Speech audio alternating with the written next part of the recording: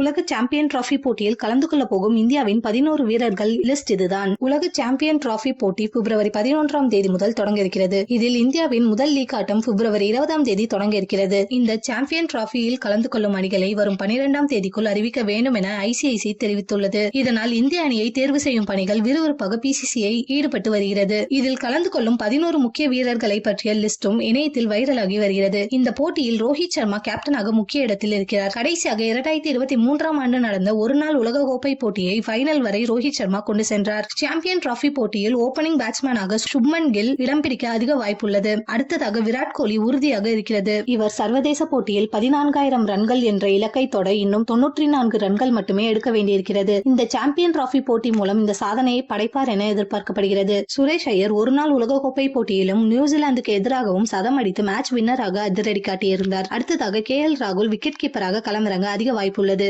ஆல்ரவுண்டராக ஹர்திக் பாண்டியா களமிறங்க இருக்கிறார். சமீபத்தில் நடந்த T20 போட்டியில் அதிரடியாக ஆடி தன்னோட இடத்தை உறுதி செய்திருக்கிறார்.